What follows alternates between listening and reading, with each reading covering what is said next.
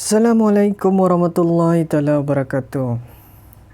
Untuk belajar mengodam, kita memerlukan beberapa buah komputer bagi tujuan menguji dan mencuba beberapa teknik serangan yang kita baru belajar.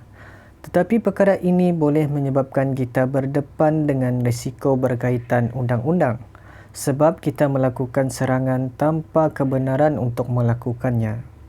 Bagi menghindari perkara ini terjadi, sebaiknya kita haruslah memiliki sebuah makmal uji kaji sendiri yang terdapat beberapa buah komputer di dalamnya dan masing-masing mempunyai sistem operasi yang berlainan. Di dalam video kali ini saya akan membincangkan mengenai beberapa konsep sebelum menyediakan makmal hacking sendiri.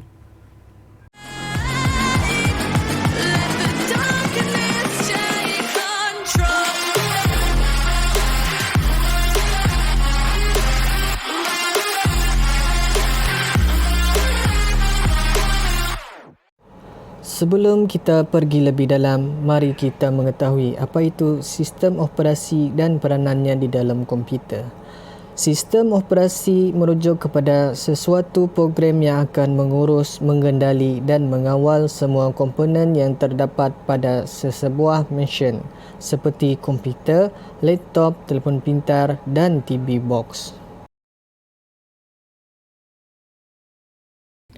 Sebagai contoh, sebuah komputer desktop memiliki beberapa komponen penting seperti RAM, CPU, GPU dan memori simpanan. Kita gambarkan komponen-komponen ini sebagai kumpulan pekerja yang akan melakukan tugas dan peranan masing-masing. Tanpa kehadiran bos, pekerja-pekerja ini tidak akan melakukan tugas mereka dengan baik. Di sini kita memerlukan sistem operasi sebagai bos yang akan mengawal, mengarahkan dan mengurus komponen-komponen di dalam komputer. Antara contoh sistem operasi yang selalu digunakan untuk kegunaan harian: Microsoft Windows, Mac OS, Android dan iOS. Manakala untuk tujuan hacking, kebanyakan hacker akan menggunakan sistem operasi Linux. Kerana kebanyakan sistem operasi Linux menyediakan bermacam-macam tools yang memudahkan aktiviti hacking. Linux sama seperti Microsoft Windows yang memiliki versi lain seperti berikut.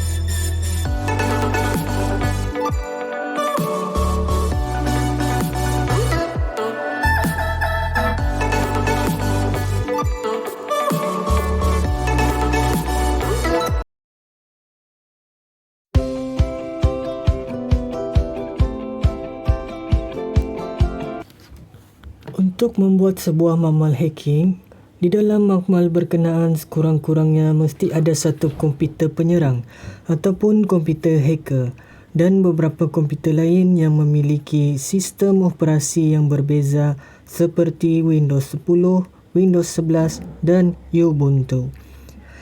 Ketiga-tiga komputer ini memiliki tahap security yang berbeza dan komputer ini akan dijadikan komputer yang akan digodam sepenuhnya. Persoalannya, adakah kita perlu membeli komputer ini secara berasingan?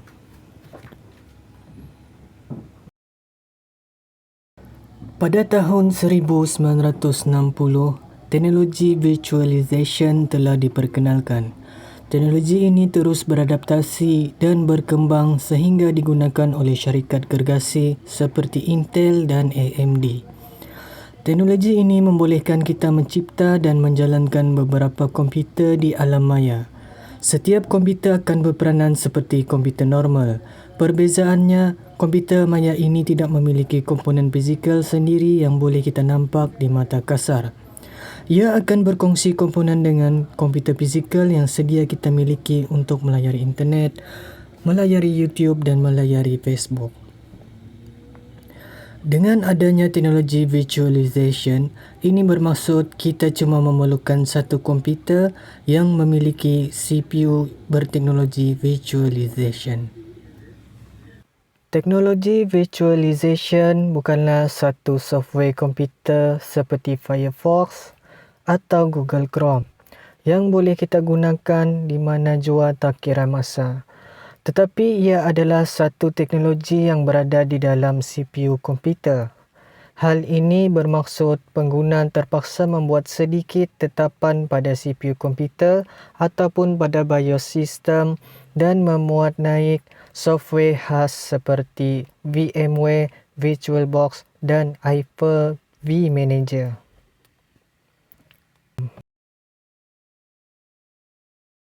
Okey, untuk gambaran lebih jelas, apa yang saya maksudkan kita tidak perlu beli komputer secara bersingan. Di sini saya akan membuat sedikit demonstrasi bagaimana teknologi visualization membantu kita membina komputer di alam maya. Jadi di sini saya memiliki sebuah komputer fizikal yang saya gunakan untuk kegunaan harian. Dan komputer saya ni menggunakan operasi sistem Windows 10 berserta CPU yang mendukung teknologi visualization. Okey, kalau kita tengok di sistem information, salah tulis sistem information, kita buka, kita akan nampak informasi berkenaan OS sistem, operation system Windows 10. Dan kalau kita tengok di bawah ni, part yang di bawah ni Hyper-V, bermaksud informasi bermaksud kita punya CPU tu sama ada teknologi visualization atau tidak. Kalau dia kata yes, bermaksud kita punya CPU tu adalah teknologi ini.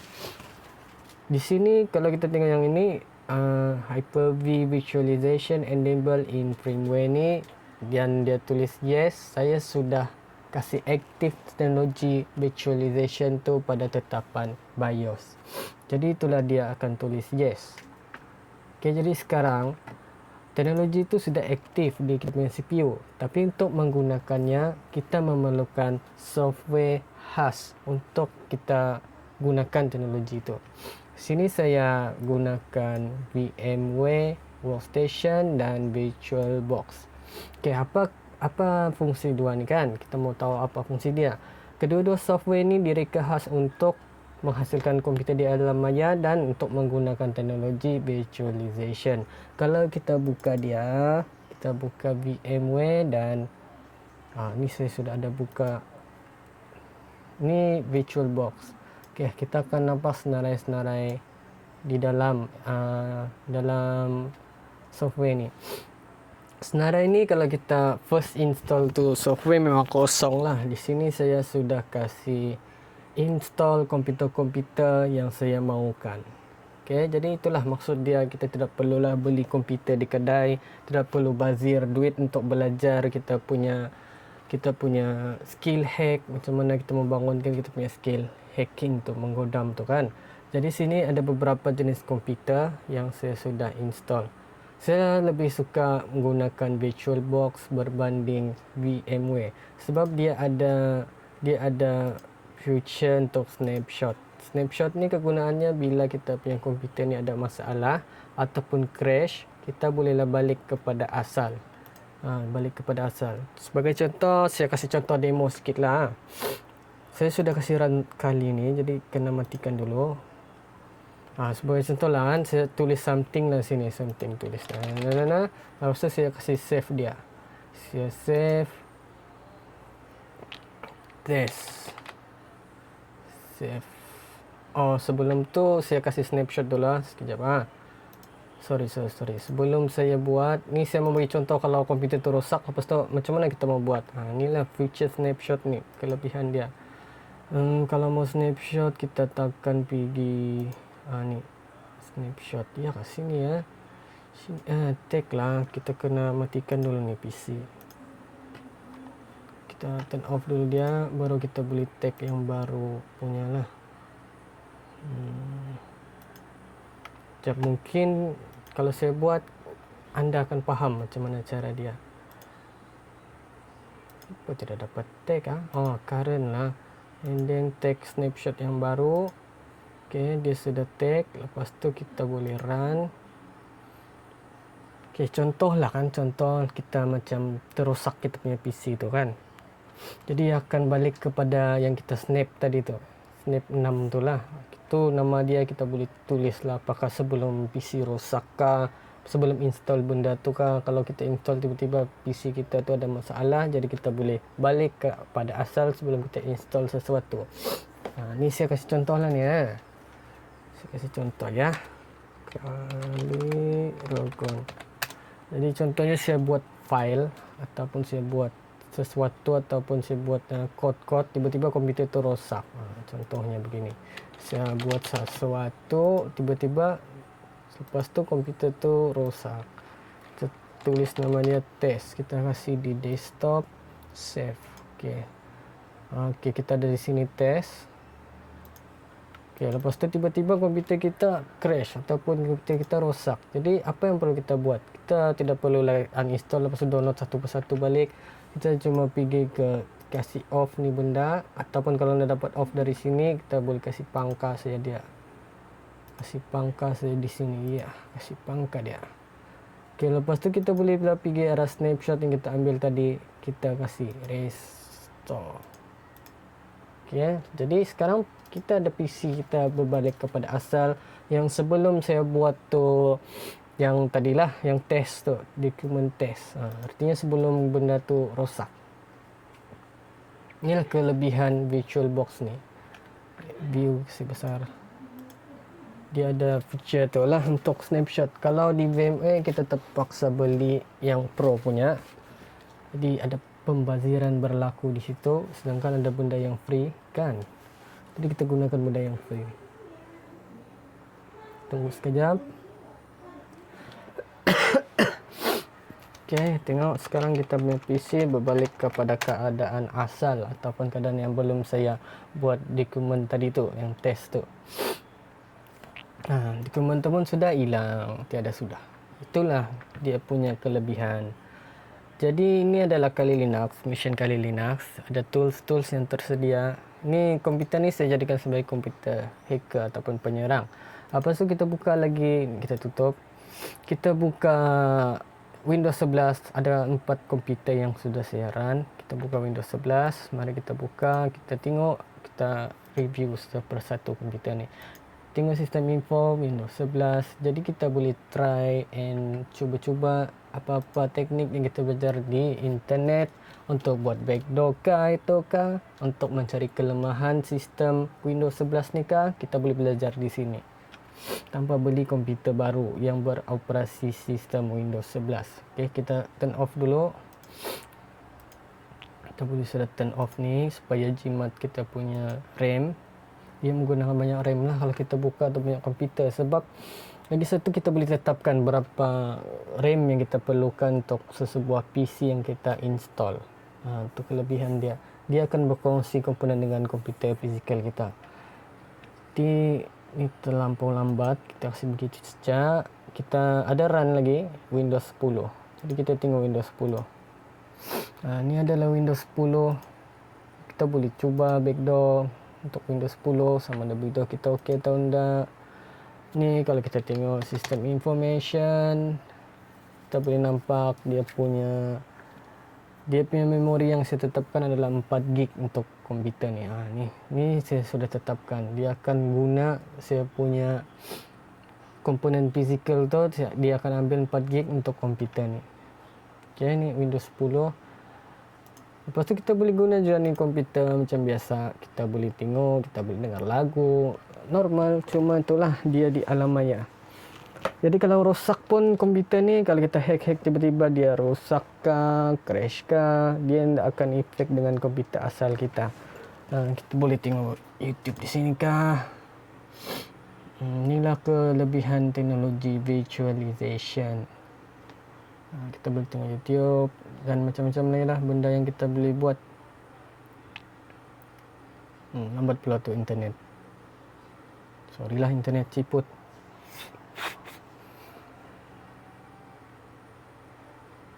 Okay, boleh tengok YouTube segala-gala macam. Dan on, kita off dia.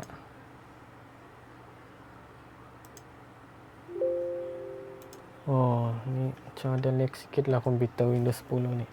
Mungkin ada update. Minta maaf lah, saya ada sedikit selisma. Suara pun suara terkapit ni. Lepas tu apa lagi yang run? Ok, ni Ubuntu pun tengah run. Ni tadi saya cuba-cuba try ni. Ubuntu. Ok, ni adalah Ubuntu. Kita tengok sini Ubuntu. Sistem operasi Ubuntu. Antara semua sistem operasi yang paling susah untuk kita hack adalah sistem operasi Linux. Untuk buat backdoor dia memang senang. Tapi untuk kita mau hack tu menjadi, ya terlalu susah lah bagi saya kalau setakat yang saya tahu sekarang ni. Sebab kalau di Windows kita buat backdoor, lepas tu kita selitkan backdoor kita sama software, apa-apa software. Jadi itu kita punya mangsa tinggal klik-klik mouse dan kita punya backdoor pun berjalan. Kalau di Linux pula berbeza. Kalau kita install something ataupun kita download sesuatu, bila kita klik dia, kita punya software tu, kita klik dia tidak akan run. Untuk run kita mesti kasih di terminal. Apa-apa benda yang kita download, kalau kita mau run, kita kena type di terminal macam ni. Contohlah kita download apa-apa application kan, kita mesti buat simbol ni untuk run. Jadi di sini ya memerlukan interaksi pengguna di terminal untuk run sesuatu benda. Jadi kalau kita buat backdoor, kita perlu tipu tu mangsa untuk run kita punya code di terminal. Baru backdoor kita tu akan berfungsi. Saya boleh bagi contoh macam mana benda tu. Jadi mudah faham lah, kita nampak jelas. Okay, saya akan hack ni Ubuntu. Dan kita akan tengok macam mana benda tu jadi. Macam mana yang saya kata susah kan benda tu kan. Untuk buat memang senang lah. Di internet pun ada cara untuk hack Linux ni. Kita cuma gunakan reverse shell. Okay, mari kita pergi arah Kali Linux. Lagi satu, tidak semua profesional hacker ataupun amatur, dorang tidak semua benda yang dorang tahu. Dorang mesti cari je di Google macam mana benda ni berlaku, macam mana mau buat ni, macam mana membuat tu. Dorang akan buat research di Google. Yang penting kita tahu apa yang kita mau cari. Okay, sebagai contoh kan, kita mau hack tu Ubuntu, kita hack guna reverse shell. Jadi kita type lah di Google macam mana code reverse shell untuk dapatkan connection. Kita type sini reverse shell cheat. Kata ejaan, kita type saja, lepas tu akan keluar bermacam-macam. Kita tengok yang first ni lah, kita buka saja, kita tengok. Yang penting kita tahu apa yang kita mau cari. Okey, macam di sini kan ada banyak benda ni dia ajar. Jadi yang kita mau buat bash TCP. Okey, ni dia punya code. Jadi code ni kita akan antar kepada mangsa kita dan suruh mangsa kita run code ni di dia punya terminal. Ni untuk Linux. Okey, kita mesti tipu lah sama ada kita mau tipu komputer anda bermasalah, tolong run ni code di terminal untuk mengatasi masalah tersebut. Itu salah satu contoh. Okey, jadi mari kita cuba ya. Kita cuba type ni benda di kita punya ingat ini. Okey, kita type di Ubuntu tu. Okey, contoh kita hantar email kan, arahnya sila type di terminal kod ni untuk selesaikan masalah anda gitu kan. Okey, jadi mangsa pun type apa tadi, bash tag I, lepas tu apa ya, bash tag I and lepas tu ini kah dv tcp, lepas tu kita punya ethical punya IP address. IP address ni di mana saya dapat daripada, saya ingat saya punya IP address yang kali itu ni lah. Mari kita tengok dia punya IP address. Kita tengok terminal. Kalau mau tinggal IP address, config. Oke, ini kali punya IP address. Kita punya hack punya itulah IP address nih yang di sini tuh. Nama. Nah, nih. Dan 4242 ini adalah port. Sambungan port yang kita mau, di mana soket lah tuh kiranya. Di mana kita mau buat sambungan. Jadi ngam sudah. Lepas itu kita punya port, kita guna port 80. Lepas itu apa ya, lepas itu sudah port, kita tekan 0 plus 1. Oke, sebelum kita enter, kita mesti buat connect listener. Ini dah perlu faham sangat lah, ni saya cuma buat demonstrasi. Untuk buat listener, ni victim. Lepas tu listener, kita mesti ada listener. Dia guna netcat tag I, lepas tu tag I, lepas tu tag L, oh no, tag BB, tag I, kemudian tag L, ngam kan ni, tag P 80. Mari kita tekan invalid, invalid sini, tag L ni invalid. Cek tetap payah pakai tag L, tag I saya pun invalid P. Apa masalah dia ni? Okey, jap sini.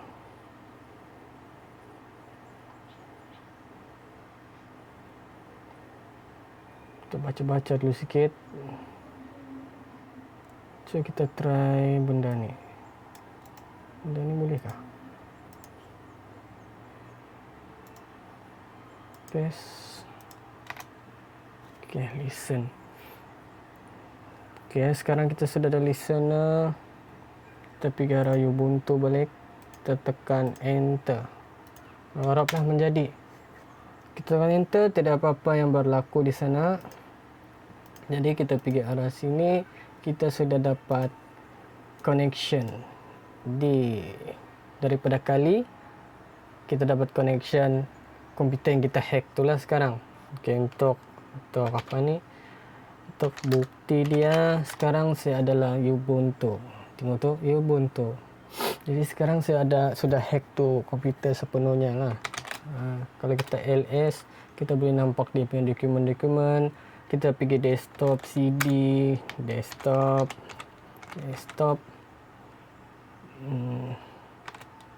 Okey, kita sudah dalam desktop. Bila kita ls lagi, tiada apa-apa. Bila kita ls, la, kita nampaklah benda-benda ni, habis apa segala ni. Okey, kita sudah dapat full access. Cuma kita bukan, kalau saya type ID, saya bukan tu root, saya di user APIs. Okey, kalau mau root itulah terpaksalah sudo su, tapi saya tidak dapat kah root sudah sekarang ni ID tiba-tiba tiada, saya tidak dapat gunakan root kecuali user tu type root. Mari kita cancel ya, kecuali begini nah. Root ni untuk ni sini ada root adalah untuk kegunaan apa, password root lupa sudah. Alamak, lupa lah password root.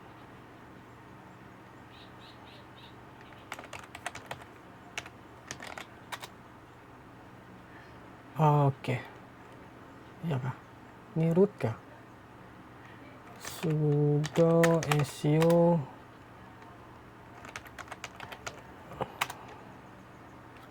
siapa, saya mau ingat tuh password root.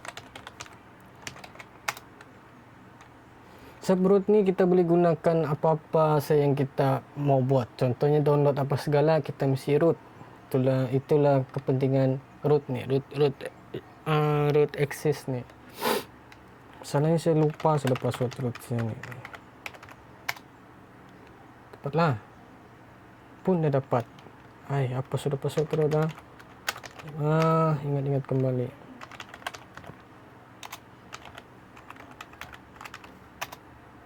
Come on, dapat.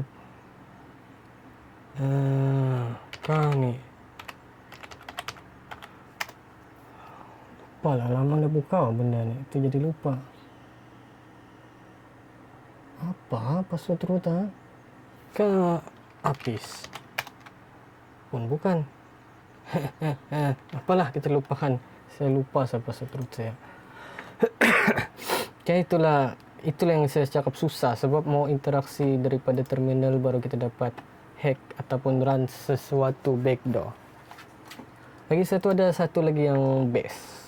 Kita tengok satu mission yang menjalankan web page. Ni komputer yang menjalankan web page Metasploitable ni. Mari kita kasih run. Taran dia macam ini saja. Macam ini saja dia. Bukan hitam lah. Dia bukan hitam. Enter. Ni dia cuma macam ni saja. Tapi bila kita if config, kita mau pergi dia punya web page, kita mesti tengok dia punya IP address ni 10.029. Jadi kita pergi masuk ke Ubuntu ni, tutup, kita pergi arah 10.029.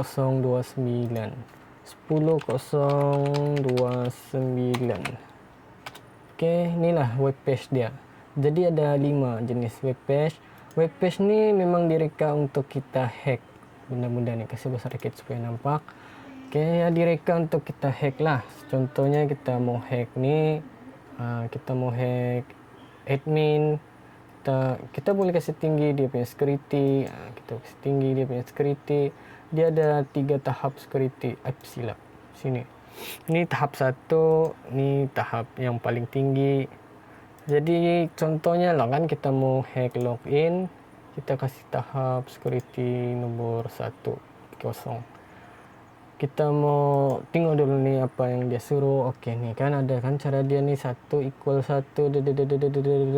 Jadi kita boleh cuba. Ni saya demonstrasi, tak perlu faham dulu.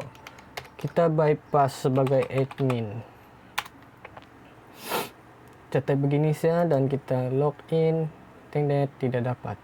Oh, ada silap lah. Okay, login. Kita login sebagai admin. Kita bypass dia punya security.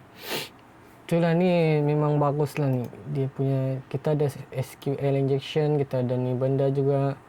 Lepas tu kita ada WD tu kan tadi. Ada banyak website yang kita boleh hack ni. DWD. Password admin. Password. Ada banyak benda kita boleh hack sini. Ada ni benda ni pun kita boleh hack. Cuba hack. Sini pun tahap security dia ada 3, ada low, medium dan high. Lepas tu dia memang ada ajar lah macam mana cara mau hack. Kita tengok help sini, apa yang patut kita buat. Kita cari internet. Lepas tu kalau dapat, kita test lah sini menjadi atau enggak. Kita ada ID segala-gala macam ni. Kita ada SQL injection. Kita boleh try di sini SQL injection. Kita boleh try XSS dan macam-macam lagi lah benda yang ada di sini ni. Okay, itulah kebaikan ni web page. Dia memang direka untuk kita hack. Popular teknik kita tu kita boleh cuba di sini. Jadi sekurang-kurangnya kita adalah hack laman web yang orang punya kan. Orang sudah beli apa tu laman web tu, orang bayar bertahun-tahun, bulan-bulan kan, orang bayar dia punya domain, DNS server. Tiba-tiba kita hack. Tu memang tidak bagus lah. Kalau mau belajar hack website, belajar di sini cara-cara dia. Security, tab security pun kita bolehlah cuba tukar-tukar dia. Sebab lain security, lain cara hack benda ni. Contohnya kan yang tadi yang saya bypass yang admin tu. Mari kita kembali ke situ balik. Kita bypass admin tadi ni kan. Bila kita kasih naik tahap security, kita logout dulu. Tadi saya guna skill yang simple, basic begini. Ni komen akan abaikan password. Kalau dalam programming, komen akan mengabaikan dia punya perintah. Selepas komen tu lah dia akan kata ini benda komen tidak perlu jalankan. Begitu, itu yang saya buat ni. Jadi password tu tidak run. Tapi bila kita kasih naik security, benda ni tidak akan berlaku lah, tidak akan dapat digunakan. Tengok tu. Jadi kita mesti cari lagi benda lain macam mana mau buat. Okay, tu sedikit demonstrasi lah kebaikan ni web tu Metasploitable. Tu dia punya kebaikan. Okay, setakat ada lagi satu, Android. Kita boleh, sistem operasi Android pun kita boleh set up di sini. Jadi kita boleh lah try hack Android punya sistem. Sebelum kita hack telefon yang betul-betul, kita hack dulu benda ni. Ni pun kita boleh layar internet apa segala ni. Kita boleh cuba kita punya. Ni saya ada buat sudah satu, cuma itulah ni basic saja. Ni saya ada buat satu backdoor, tapi basic saja, benda basic saja. Ni saya cuba-cuba saya ni. Lepas tu yang telefon ni pun kita boleh guna macam biasa juga. Kita boleh layar internet segala-gala macam. Dia kasih besar, mana satu kasih besarnya? Ini kah? Hilang lah pula. Kasih besar, dia kasih besar. Ini apa? Kasih besar kan ni? Alah pula. Apa sudah di mana mau kasih besar ini benda ni? Alah pula ni. Okey lah, nampak. Okey, ini sistem operasi sistem operasi telefon Android. Mana dia punya setting? Adakah setting? Ni developer tools. Ni setting. Adakah dia punya about ke apakah about sistem? Tengok tu dia punya informasi lah di sini. Android keyboard. Okey, itu salah setakat ni saja video kali ini. Jangan lupa like, subscribe dan komen. Terima kasih sudi menonton. Sorry video ni terlalu panjang. Harap adalah sedikit pelajaran ataupun sedikit informasi baru yang kita belajar. Okey, sekian, terima kasih. Kita akan jumpa lagi di video seterusnya. Jangan lupa saksikan. Terima kasih. Assalamualaikum.